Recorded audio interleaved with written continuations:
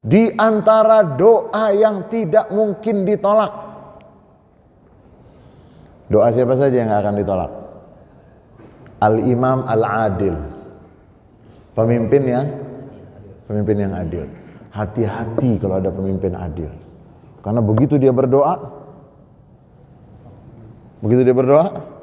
makbul, dikabulkan.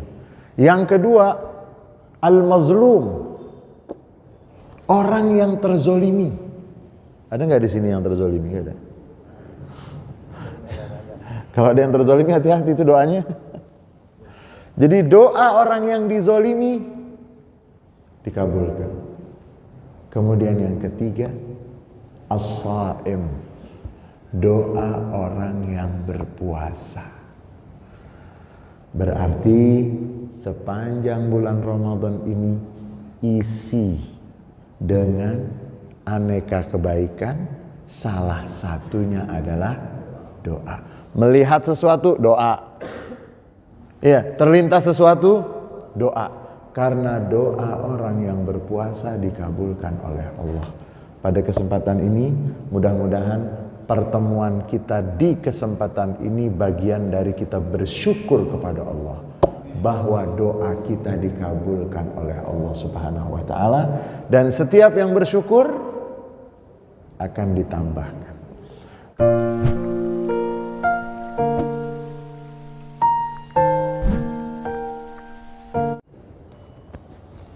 Bismillahirrahmanirrahim. Assalamualaikum warahmatullahi wabarakatuh.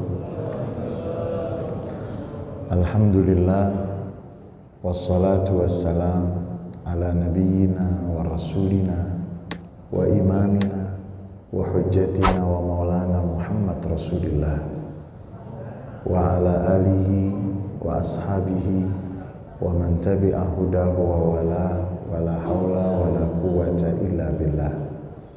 Puja dan puji syukur senantiasa dan tidak henti-hentinya kita haturkan kehadirat Allah Subhanahu wa taala atas limpahan rahmat, nikmat dan karunia yang tidak putus-putus.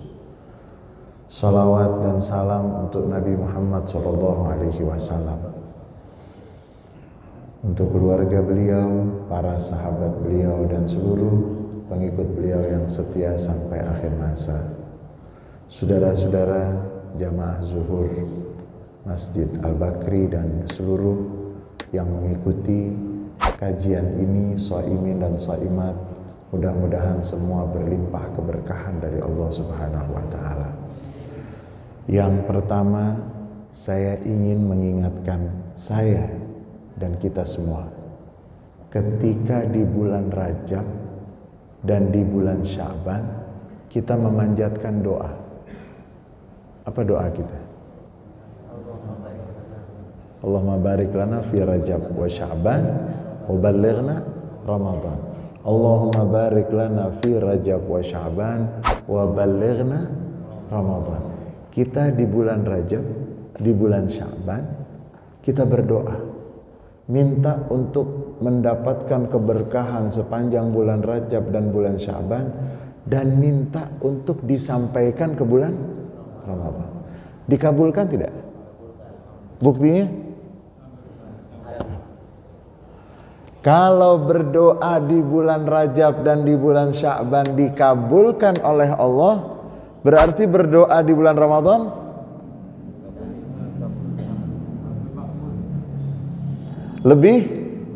lebih makbul lagi, lebih diterima lagi. Karena yang kita panjatkan, Allahumma barik lana fi Rajab wa Sya'ban wa ballighna Ramadan wal an nahnu balaghana Allah wa iyyakum syahra Ramadan. Sekarang kita sudah masuk di bulan Ramadan. Berarti doa kita ada jaminan tidak doa di bulan Rajab dan di bulan Sya'ban dikabulkan? Enggak ada. Yang tidak ada jaminan saja dikabulkan. Apalagi nanti di antara doa yang tidak mungkin ditolak. Doa siapa saja yang akan ditolak? Al-Imam Al-Adil. Pemimpin yang adil. Hati-hati kalau ada pemimpin adil. Karena begitu dia berdoa, makbul, dikabulkan. Yang kedua, al-mazlum, orang yang terzolimi. Ada nggak di sini yang terzolimi? Nggak ada. Kalau ada yang terzolimi, hati-hati itu doanya. Jadi doa orang yang dizolimi dikabulkan. Kemudian yang ketiga, as-saim, doa orang yang berpuasa. Berarti sepanjang bulan Ramadan ini isi dengan aneka kebaikan, salah satunya adalah doa. Melihat sesuatu, doa. Ya, terlintas sesuatu, doa. Karena doa orang yang berpuasa dikabulkan oleh Allah.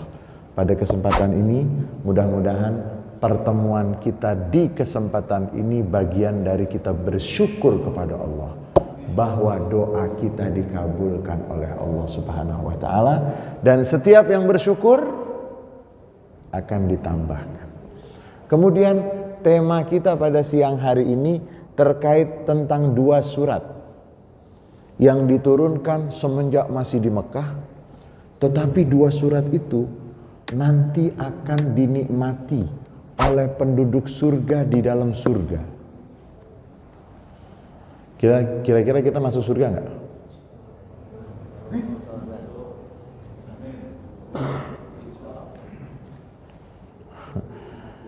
Masuk surga nggak kita?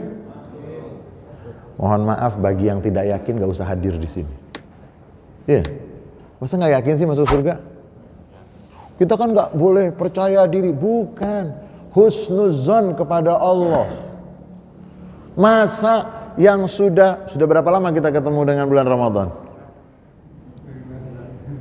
Percaya nggak dengan Nabi Muhammad SAW yang mengatakan Ramadan ila Ramadan kafaratun lima bainahuma. Ramadan bertemu dengan Ramadan menghapus. Percaya nggak sama Nabi Muhammad? Jadi kalau di masjid sholat berjamaah dalam keadaan berpuasa, ditanya masuk surga nggak?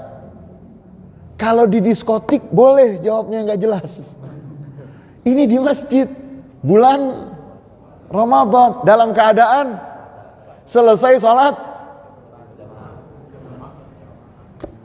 setan senang kalau ada orang ragu. Setan senang ditarik sama setan kalau yang ragu. Makanya bikin setan pusing. Gimana? Kan lagi di penjara dia. Dia lagi di, jangan coba-coba keluar. Dia lagi di penjara, sakit hati dia. Kalau mendengar kita menyatakan kita di taman surga, berarti kalau di taman surga akan masuk bulan Ramadan, puasa, sholat berjamaah, masih gak yakin masuk surga. Kata setan, ini teman saya banget sih yang begini. Keliwatan kata orang Betawi, udah keliwatan banget. Jadi jangan sampai ada suuzon kepada Allah, dan jangan sampai tidak percaya diri bahwa, kenapa saya berani mengatakan ini? Dalam hadis yang sahih, ada seorang yang datang kepada Nabi Muhammad SAW. Belum kenal mana Nabi Muhammad, tapi sudah beriman kepada Nabi Muhammad. Belum pernah berjumpa langsung. Dan bertanya kepada yang ada di situ waktu itu. Dia mengatakan, saya datang dari tempat yang agak jauh. Siapa? Man minkum Muhammad. Siapa di antara kamu yang namanya Muhammad? Karena waktu itu kan gak ada YouTube. Waktu itu tidak ada YouTube, gak ada Facebook, gak ada sesuatu yang dengan itu Anda bisa mengetahui penceramah zuhur hari ini siapa. Karena Anda tinggal buka aja di YouTube. Anda tinggal buka di Google, namanya keluar fotonya. Kalau waktu itu Nabi Muhammad itu tidak suka berpenampilan beda. Nabi Muhammad mengatakan, Ana Muhammad, saya Muhammad. Si Badui itu bertanya, betulkah engkau mewajibkan kepada kami mengucapkan 2 kalimat syahadat? Allahumma na'am, kata Nabi. Betul, saya sudah lakukan, kata si Badui itu. Tanya lagi untuk konfirmasi, apakah engkau yang mewajibkan kepada kami puasa, sholat 5 waktu? Betul, kata Nabi. Allahumma na'am, saya laksanakan. Apakah engkau yang mewajibkan kepada kami untuk menunaikan zakat dari kelebihan harta kami? Nabi Muhammad mengatakan, betul, saya lakukan. Apakah engkau yang mewajibkan kepada kami untuk berpuasa di bulan Ramadan? Betul, kata Nabi. Allahumma na'am, saya lakukan. Apakah engkau yang mewajibkan kepada kami untuk melaksanakan ibadah haji seumur hidup? Yang wajibnya? Yang wajibnya. Selebihnya? Yang wajibnya 1 kali. Betul, kata Nabi. Si Badui itu mengatakan apa? Saya datang ke sini hanya mengkonfirmasi, memastikan, dan sekarang saya akan pulang. Gak akan saya tambah, gak akan saya kurangi. Saya mau pulang, la azidu minhunna wala anqusu minhunna syai'a. Saya gak mau nambah, saya gak mau ngurangin. Saya langsung pulang dan melaksanakan itu semua. Nabi Muhammad bilang apa? Dakhalal jannah in sadaq. Dia masuk surga kalau benar. Masuk surga kalau padahal yang dilakukan hanya apa? Hanya rukun Islam. Bagaimana kalau ditambah dengan pengajian, ditambah dengan yang sunnah-sunnah? Jangan pernah ragu kalau kita sedang menuju ke surga. Supaya setannya nggak percaya diri. Jangan dibalik, kita nggak percaya diri, setannya.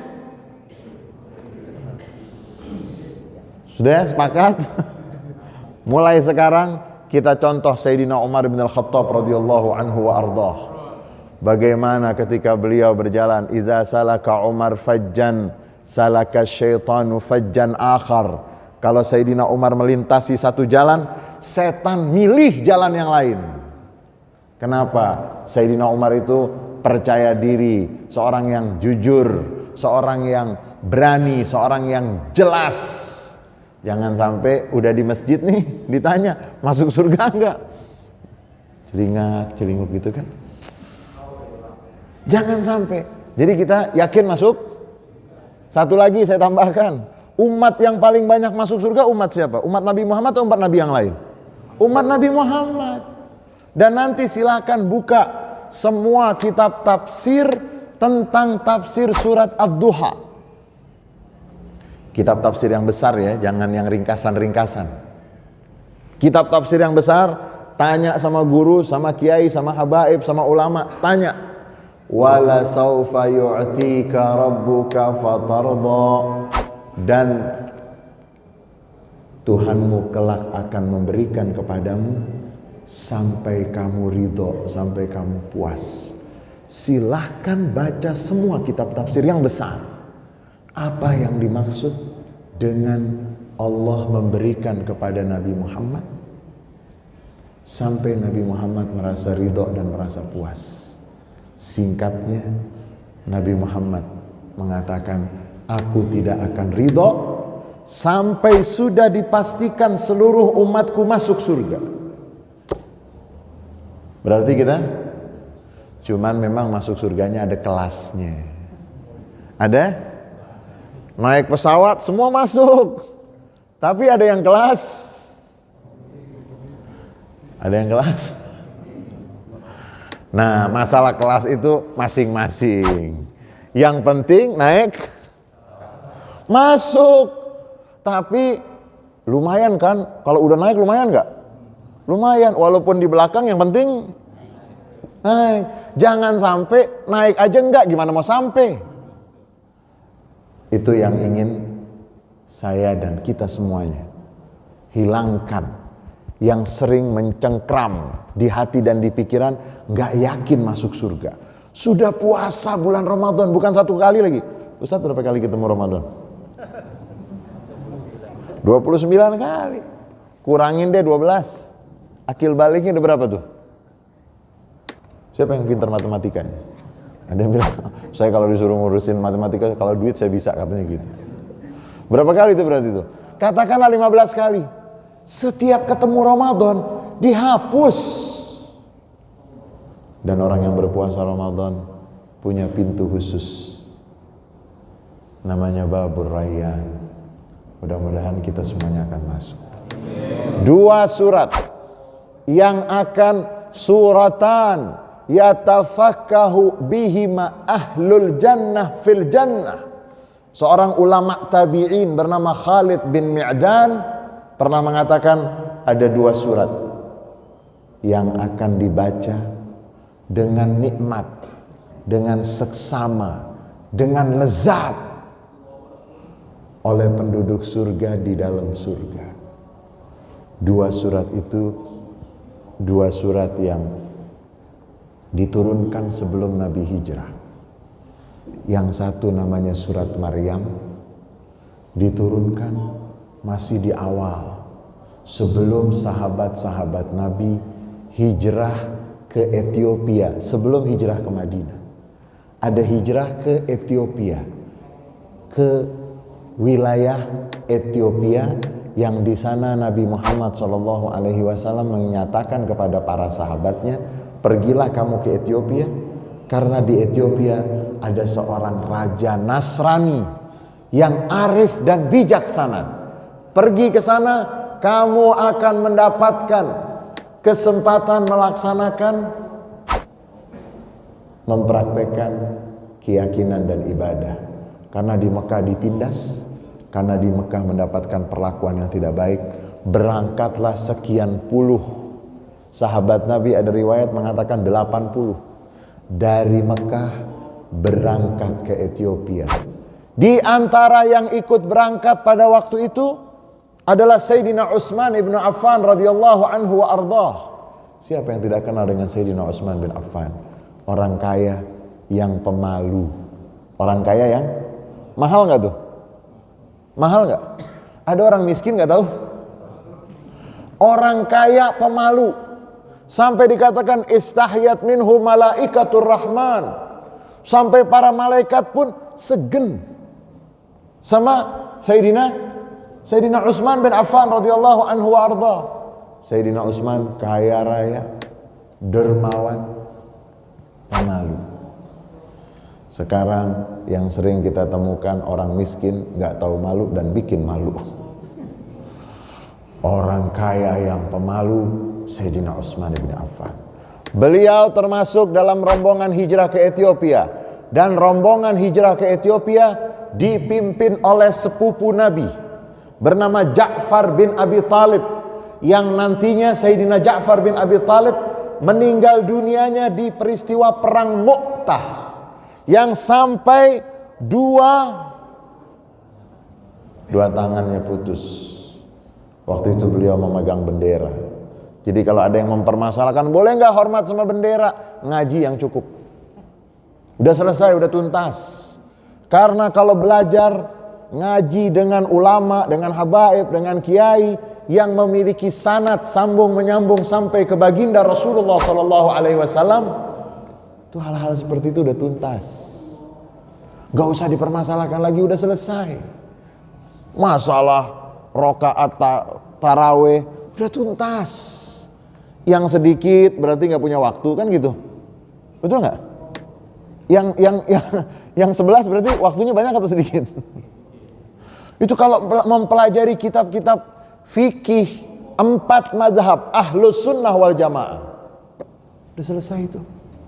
20, 23, 36 selesai, gak usah ribut-ribut.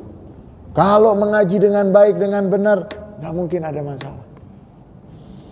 Ja'far bin Abi Thalib tangannya dua-duanya putus, dan Nabi Muhammad mengatakan Ja'far yatiru bijanahaihi fil jannah.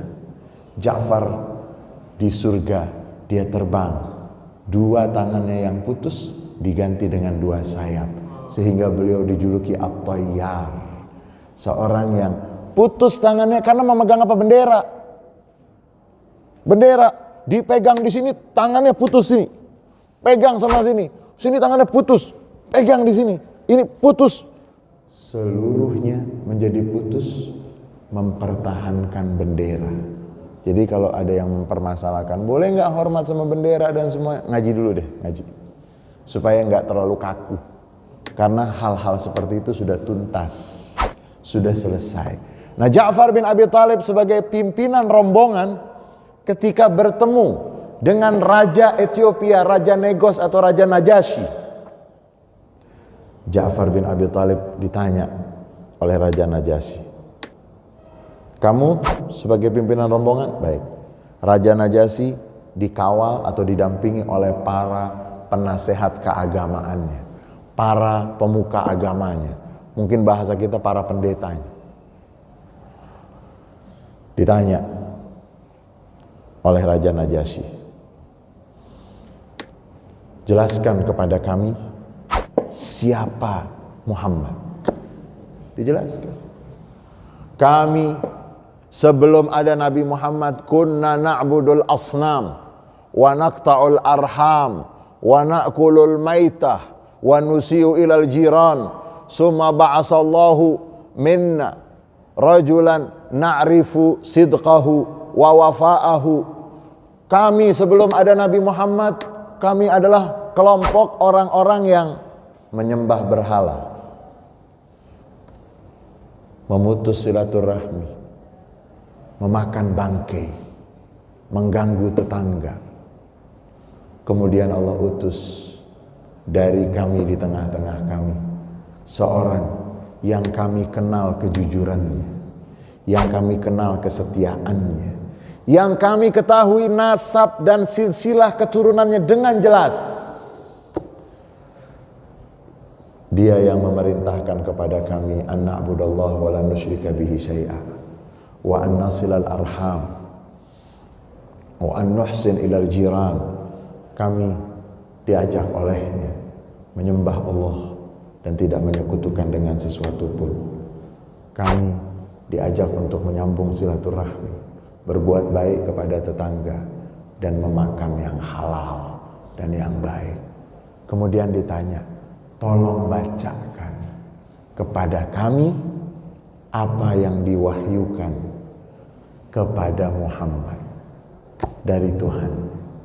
Dibacakan surat Maryam, dibacakan, didengarkan oleh Raja Najasyi, sampailah pada ayat wassalamu alayya yauma wulidtu wa yauma amutu wa yauma ub'atsu hayya. Salam sejahtera di hari aku dilahirkan, di hari aku diwafatkan, dan di hari aku dibangkitkan kelak. Raja Najasyi berlinangan air mata dan dia mengatakan cukup, cukup. Beliau yang beragama Nasrani bergelimangan air mata dan beliau mengatakan cukup. Inilah yang pernah diturunkan kepada Musa dan Isa. Silahkan kamu tinggal di negeri saya dan kamu akan mendapatkan semua yang bisa mensukseskan apa yang kamu inginkan dari melaksanakan amal ibadah sesuai dengan keyakinan kamu. Surat Maryam kalau kita baca dengan baik-baik, surat yang paling banyak di sana disebut rahmat. Rahmat. Kaf ha ya ain sad zikru rahmati rabbika abdahu Zakaria. Silahkan nanti pulang dari sini, daripada baca WhatsApp terus. Lihat berapa kali kata rahmat dalam surat Maryam. Berapa kali disebut dalam surat Maryam Asmaul Husna Ar-Rahman. Sampai dikatakan oleh sebagian ulama, surat Maryam surat yang penuh dengan nuansa rahmat dan kasih sayang. Zikru rahmati rabbika abdahu Zakaria iznada rabbahu nidaan khafiyya. Surat Maryam nanti akan kita baca di mana? Di surga. dinikmati yatafakkah, dibaca dengan lezat oleh penduduk surga di dalam surga. Jadi nanti dikatakan oleh Imam Khalid bin Ma'dan bahwa kita di surga tuh sudah nggak ada ibadah lagi. Dan para ulama tuh sepakat, ibadah yang masih kita lakukan di surga apa? Apa Ustaz? Udah latihan belum kalau masuk surga? Ibadah yang dilakukan oleh penduduk surga itu ada salam, wa akhiru da'wahum anil hamdulillahi rabbil alamin. Mengucapkan salam dan mengucapkan alhamdulillah. Yang banyak menyebarkan salam di dunia berarti dia calon. Yang banyak mengucapkan alhamdulillah berarti dia calon. Enggak pernah mengucapkan salam, alhamdulillahnya pelit. Karena ada alhamdulillah banget, ada alhamdulillah yang begitu tuh mohon maaf, agak ya kalau naik pesawat kelasnya kelas surat Maryam, surat yang di dalamnya siapa yang membacanya akan merasakan getaran rahmat dan kasih sayang. Bagaimana Nabi Zakaria ketika meminta, dan Allah Tuhan yang maha berkuasa mengabulkan permintaan Nabi Zakaria alaihi salamu ala nabiyina afdalis salati wassalam, yang waktu itu washta'ala ra'su syaiba walam akum bidu'aika rabbi syaqiyya. Bukan lagi rambutnya beruban, ishta'ala ra'su syaiba, kepalanya itu menyala dengan uban. Artinya apa? Artinya apa tuh? Kepalanya itu sudah menyala dengan uban. Artinya apa? Gak ada satupun rambutnya yang washta'ala ra'su syaiba, penuh, tidak ada satupun rambut yang tidak beruban. Sudah tua, renta, istrinya pun juga sudah tua, tapi Allah kabulkan dengan rahmat dan kasih sayang. Di surga nanti kita akan menikmati membaca surat Maryam, karena ada liku-liku Nabi Zakaria sampai memiliki anak. Boleh enggak Habib, Ustadz, Pak Kiai, boleh enggak kita menyiapkan nama untuk anak kita? Calon anak kita belum lahir, kita sudah sibuk mencari nama. Boleh. Dari mana dasarnya? Surat Maryam. Karena ayatnya gimana?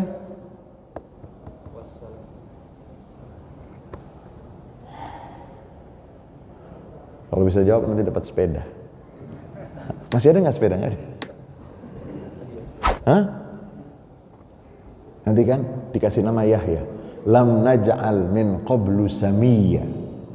Nabi Yahya belum lahir, tapi sudah diberitahu, wahai Zakaria, nanti kamu akan punya anak laki-laki yang kami beri nama Yahya. Dan belum ada yang mendapatkan nama seperti itu.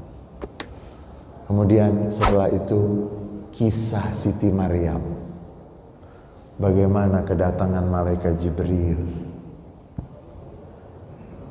yang memberikan berita gembira, kamu akan punya anak. Anna yakunu li ghulam walam yamsasni bashar walam aku baghiya. Bagaimana saya bisa punya anak? Saya tidak pernah disentuh oleh seorang laki pun. Gimana saya bisa punya anak? Qala huwa alayya hayyin. Allah mengatakan itu bagi Allah mudah. Sampai akhirnya mengandung. Pergi ke wilayah timur dari Yerusalem atau Baitul Maqdis. Mengandung dan sampai saat akan melahirkan. Ketika sudah rasa untuk bersalin atau melahirkan, fahuzi ilaiki bijiz'in nakhlati tusaqit alaiki rutaban janiyya. Pohon kurma goyangkan. Wih, Masa orang hamil disuruh? Nanti dikatakan oleh para ulama, itu isyarat untuk berusaha. Nggak boleh hanya berpangku tangan, hanya diam, tidak. Berusaha. Bijiz'in nakhlati tusaqit 'alaiki rutaban janiyya. Goyangkan pohon kurma tersebut, maka akan berjatuhan kurma-kurma muda. Dan sampai saat ini penelitian para ilmuwan, siapa yang membaca tentang penelitian para ilmuwan tentang pohon dan buah kurma akan kagum. Kenapa? Pohonnya itu Nabi Muhammad pernah menyebut pohon yang, siapa yang bisa menyebut, kata Nabi, kepadaku ada pohon mirip dengan orang yang beriman. Pohon itu kokoh, tidak tergoyahkan dan selalu membuahkan yang banyak dan bermanfaat. Pohon itu pohon kurma. Dan nanti para ilmuwan mengatakan pohon kurma itu usianya bisa ribuan tahun. Bisa ribuan tahun. Buah kurma tidak ada yang berbahaya dari buah kurma kecuali bijinya doang. Ya kalau ada yang mau makan bijinya ya silahkan aja gitu kan. Nanti mirip-mirip sama yang makan biji kurma siapa? Onta. Jadi makanan onta itu biji kurma. Siti Maryam melahirkan, dan ketika melahirkan bayi laki-laki, semua menuduh. Siti Maryam tidak berbicara. Siapa yang berbicara? Nabi Isa alaihissalam. Bagaimana bayi yang belum komplit giginya. Jadi seorang itu bisa ngomong tuh kalau apa coba? Mohon maaf ya, mohon maaf. Kalau yang giginya udah habis suruh ngomong deh. Bener. Makanya yang menjadi imam itu kan, menjadi imam sholat itu nggak boleh sembarangan. Kalau mohon maaf loh ya, mohon maaf. Sealim-alimnya, seistimewa-istimewa, kalau giginya habis nggak boleh jadi imam. Karena baca Al-Fatihahnya gimana nanti? Waladhdallin gimana waladhdallinnya? Waladhdallin. Itu ada aturan. Giginya belum komplit, masih merah. Kemudian kan seorang bayi baru bisa berbicara kalau merekam. Makanya kan yang pertama keluar dari mulut bayi itu apa yang selalu dia dengar dari yang di sekelilingnya, entah ibunya, entah pembantunya. Nah ini baru keluar dari perut ibunya langsung apa? Inni Abdullah atani alkitab wa ja'alani nabiyya wa ja'alani mubarakan aina ma kuntu. Masih digendong, keluar suaranya. Rahmat dan kasih sayang Allah. Sampailah wassalamu alayya yawma wulidtu wa yawma amutu wa yawma ub'atsu hayya. Salam sejahtera di hari aku dilahirkan, di hari aku diwafatkan, di hari aku dibangkitkan. 3 waktu, 3 masa. Siapa yang selamat di 3 masa itu, dia berbahagia. Ketika lahir, ketika wafat, dan ketika dibangkitkan. Kita yang sudah lahir alhamdulillah sudah selamat. Karena kan memang bayi dilahirkan antara hidup dan, mohon maaf, kadang-kadang ada disebut maaf nyungsang, iya. Tapi sekarang sudah ada apa? Sudah ada sesar. Zaman dahulu kan ketika diwafatkan, banyak orang yang wafat belum maaf, belum mendapatkan husnul khatimah. Nauzubillah. Kemudian hari dibangkitkan, nanti dibangkitkan banyak dengan bentuk yang bermacam-macam. Tetapi kalau kita menjadi umat Nabi Muhammad yang berusaha semaksimal mungkin meneladani Nabi Muhammad, Nabi Muhammad yang mengatakan umatku dibangkitkan dalam keadaan ghurran muhajjalin. Nanti kita akan tahu mana umat Nabi Muhammad, mana umat Nabi Musa. Dari mana kita tahunya? Dari wajah yang bercahaya. Min atharil wudu, dari bekas wudunya, sehingga nanti akan terlihat umat Nabi Muhammad yang bercahaya. Kemudian surat Maryam, kalau dibaca dengan seksama maknanya, dan kalau dibaca secara tartil, itu kita akan seakan-akan kita mendengarkan puisi dari Tuhan. Karena hampir hurufnya itu kan ya itu zikru rahmati abdika Zakaria idna nidaan khafiyya, ya, kemudian nanti ada beberapa huruf yang lain. Singkatnya surat Maryam surat yang penuh dengan rahmat. Yang kedua surat Yusuf. Nanti kita kalau masuk surga, kita akan membaca surat Yusuf. Tapi membacanya dengan menikmati, seperti seorang yang membaca nostalgia kehidupan masa lalunya.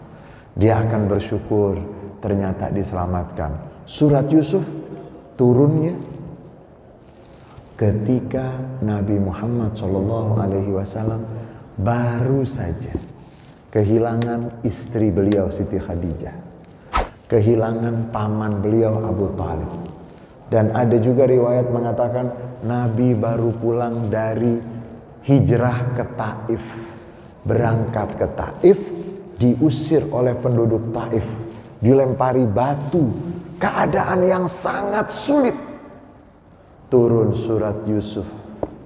Dan kalau kita baca surat Yusuf, surat yang cukup populer di tengah-tengah kita. Kalau ada yang mengandung, ada yang hamil, biasanya ada ritual baca doa. Nah, dalam ritual itu yang dibaca surat Yusuf. Tujuannya seringnya kita salah.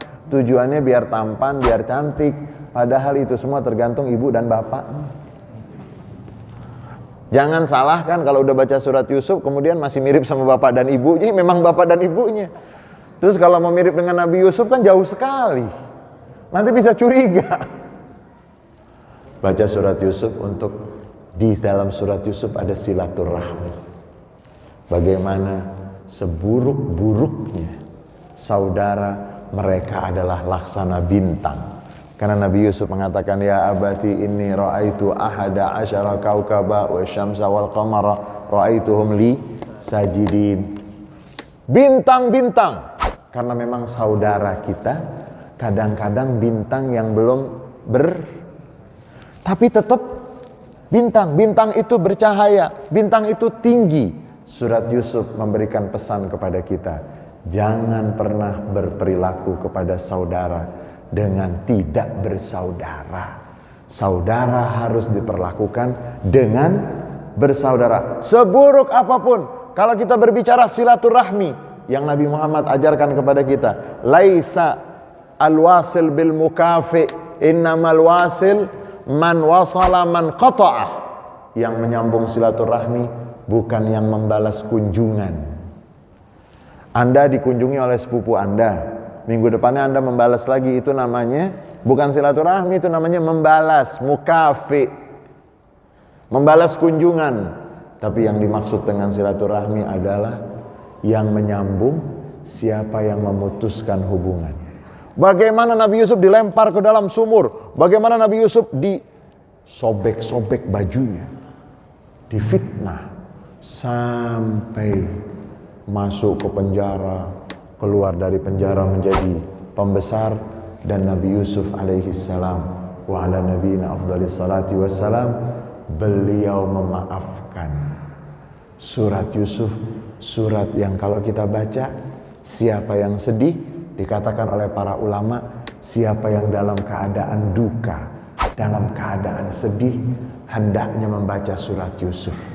Siapa yang dalam keadaan sulit, dalam keadaan terjepit, dalam keadaan menghadapi problem, baca surat Yusuf.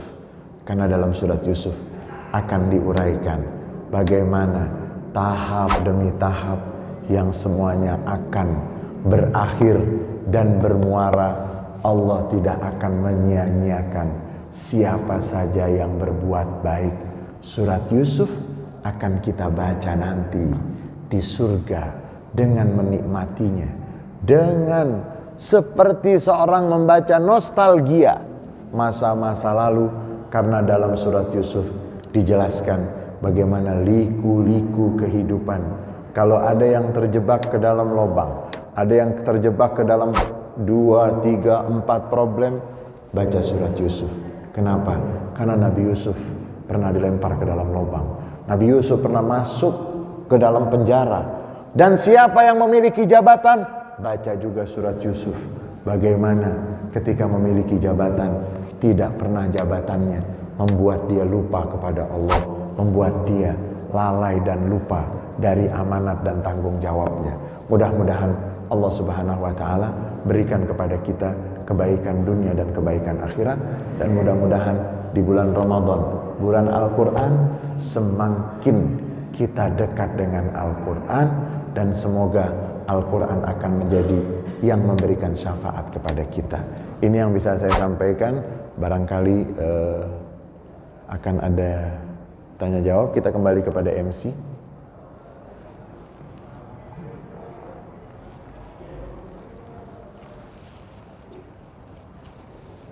Alhamdulillah, jazakumullah sangat jazak.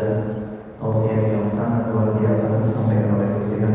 Namun sebelum kami tutup, ada pertanyaan dari jamaah. Kalau tidak ada ataupun juga yang menyaksikan secara live yang akan bertanya, silakan di kolom komentar dan nanti kami akan sampaikan. Oke, silakan. Terima kasih.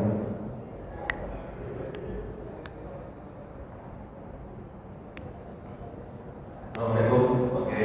Assalamualaikum warahmatullahi wabarakatuh.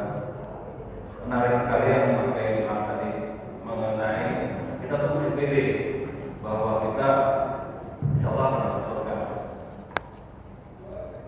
Kalau saya pribadi mungkin juga jamaah yang lain ada juga yang juga saya mungkin. Pada dasarnya sih kami pede aja kalau untuk masuk surga ya. Tapi ada pernah kita dengar hikayat yang menyatakan ada seorang ahli ibadah yang tiba-tiba di akhir hidupnya dia jadi surga. Ada seorang yang ahli maksiat, dia malah husnul khotimah.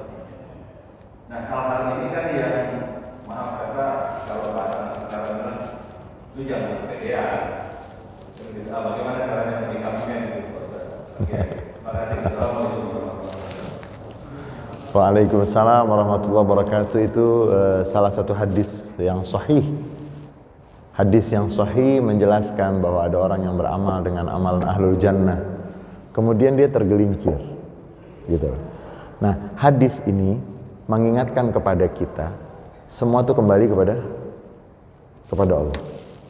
Gak boleh saya siapapun mengklaim berlebihan. Tetapi jangan lupa juga hadis itu digabung juga dengan hadis-hadis yang terkait. Seperti apa? Di dalam kitab Arba'in An-Nawawiyah yang sering dibaca di beberapa pengajian, di beberapa masjid, tentang hadis-hadis yang dikumpulkan oleh Imam An-Nawawi, hadis 40 tersebut. Kemudian di dalam Riyadhus Shalihin juga. Di sana tentang bab taubat. Bagaimana ada orang yang pernah membunuh 99 jiwa, 99 orang. Pernah membunuh 99. Kita yang di sini ada nggak yang pernah bunuh orang? 99. Nggak tanggung-tanggung.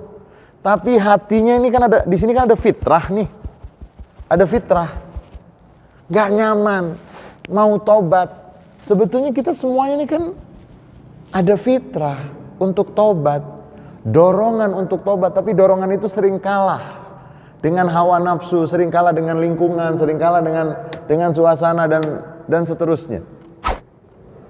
Akhirnya dia bertanya kepada temannya, saya mau tobat, tunjukin dong ke kiai yang mana saya datang, gitu kan. Tuh pergi ke sana tuh, datang, Pak Kiai, saya mau bertanya, pintu tobat masih dibuka nggak? Memangnya dosa kamu apa? Kata dia.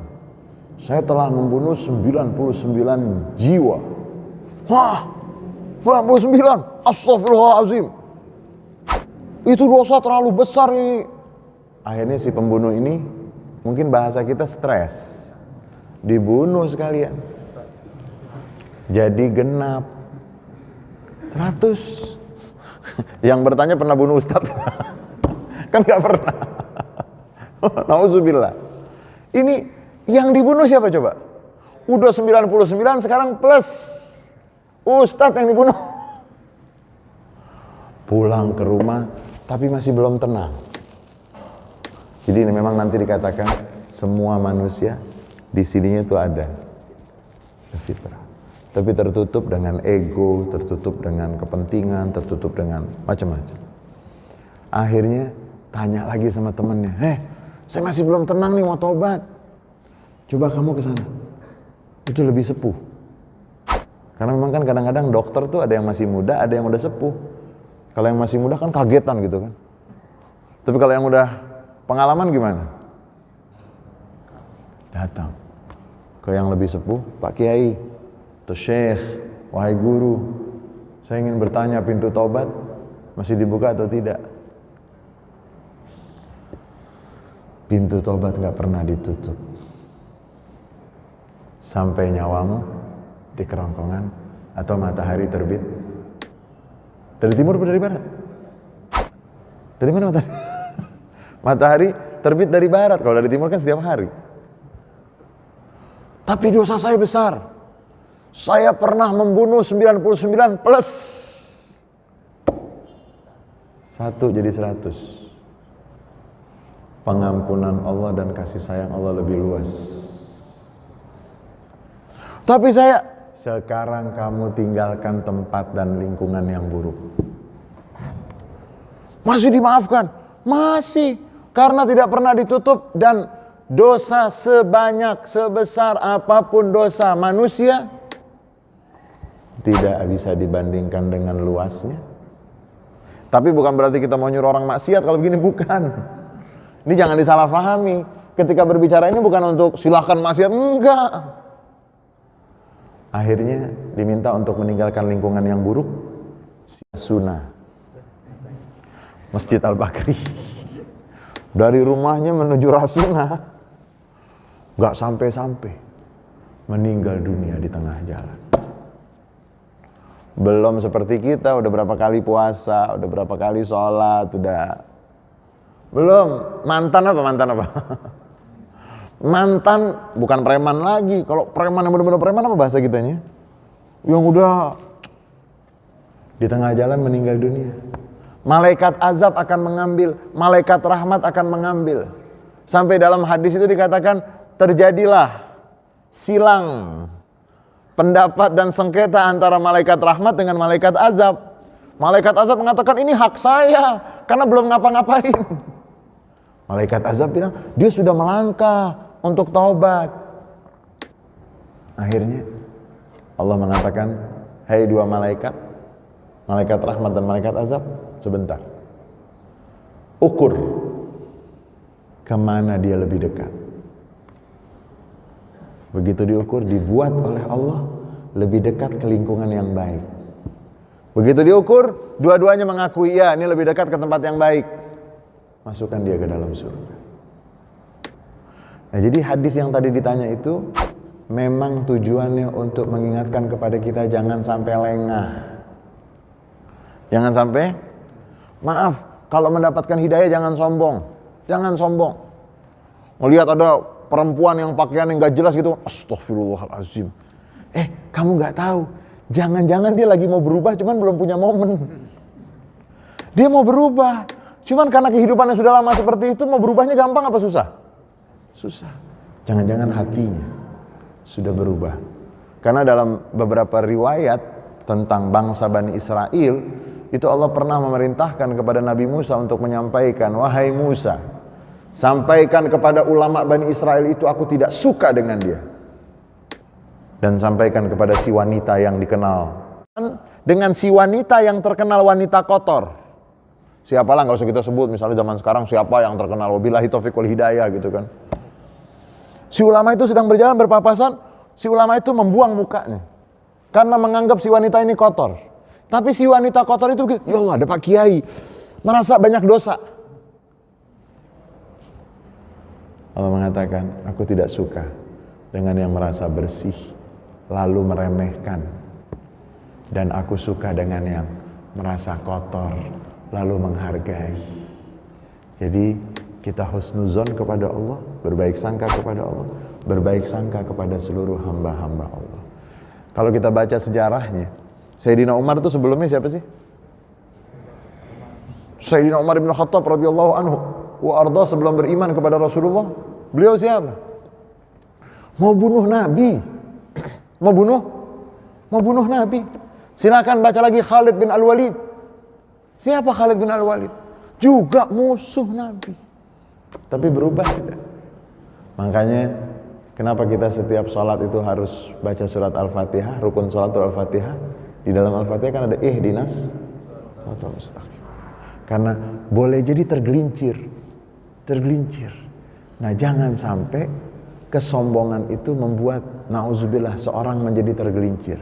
Jangan pernah meremehkan siapapun, dan upayakan semua yang baik yang kita lakukan itu kita minta kepada Allah untuk mendapatkan istiqomah yang akan mengantarkan kepada kita mendapatkan husnul khatimah.